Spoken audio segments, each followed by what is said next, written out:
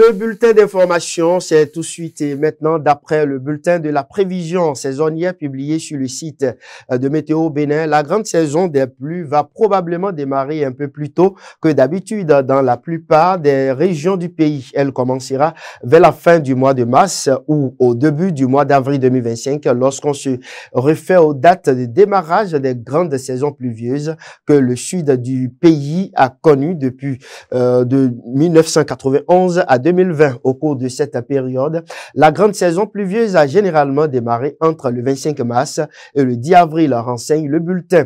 Quant à la fin de la grande saison pluvieuse dans les localités du sud du pays, elle aura probablement lieu entre le 12 juillet et le 7 août 2025. Les séquences sèches en début de saison seront probablement longues à moyenne dans la majeure partie des localités. Autre volet de l'information à présent, le ministre conseiller à la défense, à la sécurité et en charge de la décentralisation, Rachidi Gbadamassi, a visité hier, lundi 17 mars 2025, le site du marché régional moderne de Guéma. Nous sommes à Parakou dans le cadre de sa mission de contrôle et d'information. On fait le point avec Anselmo Richard et Modeste Adanzetor. Le ministre conseiller à la défense, à la sécurité et en charge de la décentralisation s'est rendu dans la matinée de ce lundi 17 mars 2025 sur le site du marché régional moderne de Guéma, situé dans le 3e arrondissement de la ville de Parakou. Cette visite, qui s'inscrit dans le cadre de sa mission de contrôle et d'information, a permis au ministre conseiller Rachidi Gbadamassi de s'enquérir de l'évolution des travaux de ces lieux d'échange commercial modernes, dont le taux d'exécution s'élève à 98%. Tout est achevé, donc nous sommes juste en train de nettoyer pour pouvoir livrer, donner la clé. Donc nous sommes à un taux de 98%. Le marché est composé de, la structure du marché est, nous avons 290 étagères à l'étage, 233 étagères au rez-de-chaussée, 64 boutiques périphériques au bâtiment et 10 boutiques restaurants. Nous avons aussi des blocs administratifs, des salles de stockage, 2 locaux techniques et des toilettes et un local suppresseur. Donc actuellement, nous sommes dans la phase de nettoyage pour pouvoir livrer le marché. Sinon, tout est actuellement achevé. Il n'y a plus d'autre chose qui reste. Cette infrastructure moderne visant à offrir aux femmes commerçantes des conditions optimales de vente s'inscrit dans la vision de développement du chef de l'État Patrice Talon à travers le programme d'action de son gouvernement dont la concrétisation réjouit l'autorité communale. Lorsqu'on va parler de sentiments, je ne sais pas s'il y a un mot pour qualifier ce qui m'anime. Si je dis que je suis heureux, je ne trouve pas un mot encore plus fort pour exprimer ce que je ressens. Et comme on le dit, à César ce qui est à César et à Dieu ce qui est à Dieu. Même si vous êtes contre le lièvre, sachez qu'il sait courir. Au moins, il faut lui reconnaître sa course. En termes d'infrastructure aujourd'hui, ce dont nous avons bénéficié il y a 10 ans, on ne pouvait pas l'imaginer. Actuellement, nous sommes au niveau du site du marché international de Guéma. Pour beaucoup, c'était de l'utopie. Mais aujourd'hui, nous sommes venus accompagnés des chefs de quartier. Parce que tout ce qui se raconte dans les quartiers, c'est que ça doit être un éléphant blanc. Chacun d'entre vous est entré et vous avez touché, vous avez pris des images. Les gens verront que ce n'est pas des maquettes, mais que c'était du concret. Nous allons profiter de cette occasion pour remercier le chef de l'État pour cette vision-là. Ça aurait été peut-être la commune que nous allons me mettre peut-être 20 ans, 40 ans pour réaliser ce qui est fait. C'est ça, la vision du développement. Et aujourd'hui, aucune région du Bénin ne peut se sentir délaissée. C'est aussi ça, la gouvernance. Et quand on parle de prospérité partagée, le partage là, ce n'est pas les miettes qu'on nous donnait, non. C'est cela. Nous allons vivre aujourd'hui et nos enfants vivront demain.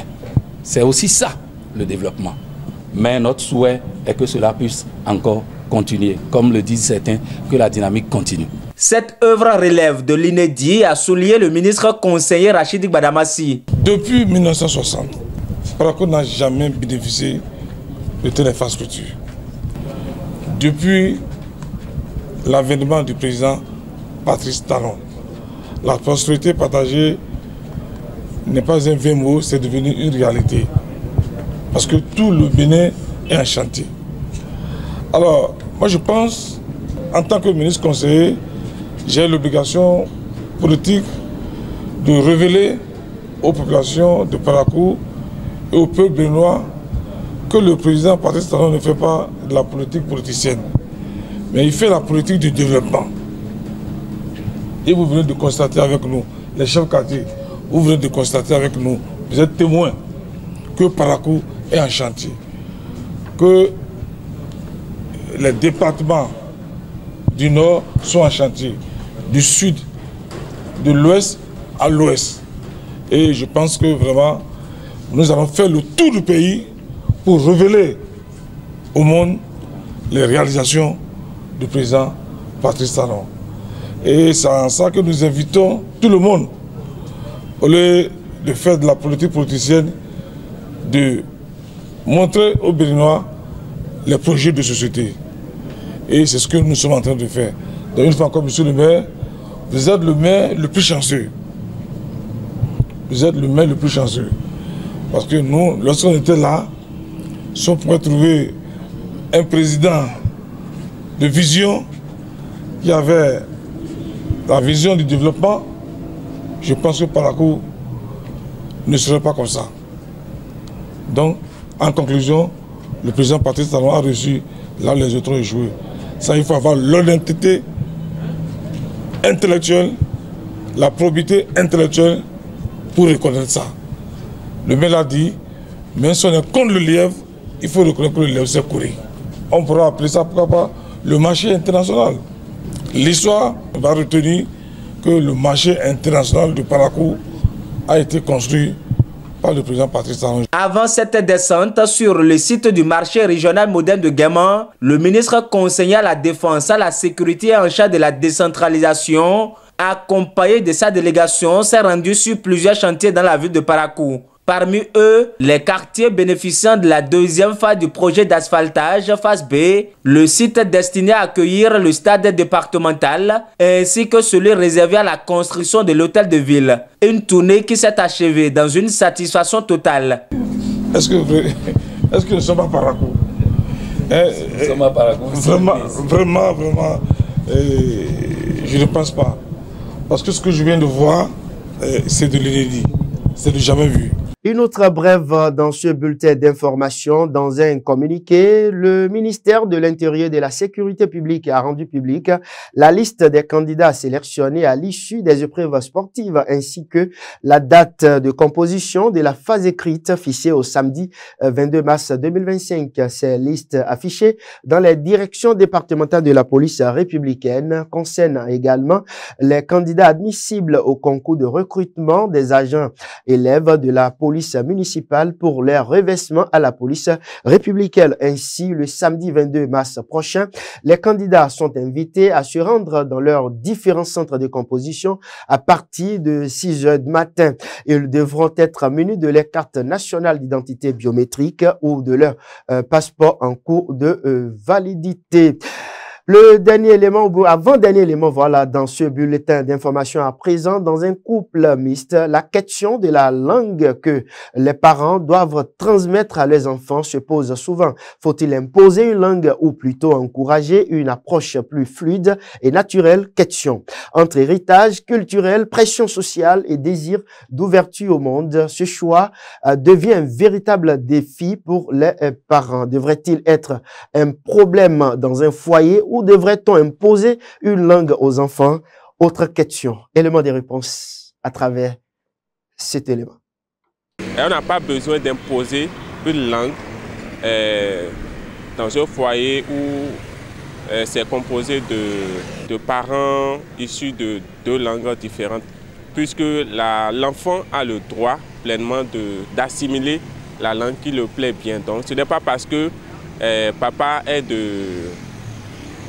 Yoruba et maman est Gon qu'on va demander, quelqu'un va essayer de son pouvoir d'autorité pour imposer la langue à parler dans la maison à l'enfant. Moi je pense bien que cela relève aussi d'une responsabilité de ces parents-là. Imposer une langue, je ne pense pas que cela soit dit, puisque toutes les langues s'équivalent. Il n'y a pas une langue qui dépasse l'autre. Une brève sportive, Latifat Kouenou, pour mettre fin à ce bulletin d'information. Les Guépards du Bénin ont démarré la préparation du match comptant pour la 5e journée des éliminatoires du Mondial 2026. Au total, 17 joueurs ont déjà rejoint le groupement à Durban, en Afrique du Sud, où le Bénin affrontera le Zimbabwe le 20 mars prochain. Le néo-Guépard Candace Fiogbe fait partie des joueurs déjà présents aux côtés du capitaine Steve Mounier et des cadres comme Marcel Dandinou, Sartuné Alagbe et Yohan Roche. L'objectif des Guépards du Bénin dans cette rencontre contre le Zimbabwe est d'obtenir un résultat positif. Cela permettra à Latifat Kouenou à Guédro et ses poulains de rester collés au Rwanda et à l'Afrique du Sud, deux équipes avec lesquelles le Bénin partage la première place de la poule C. Voilà ce qu'on peut retenir.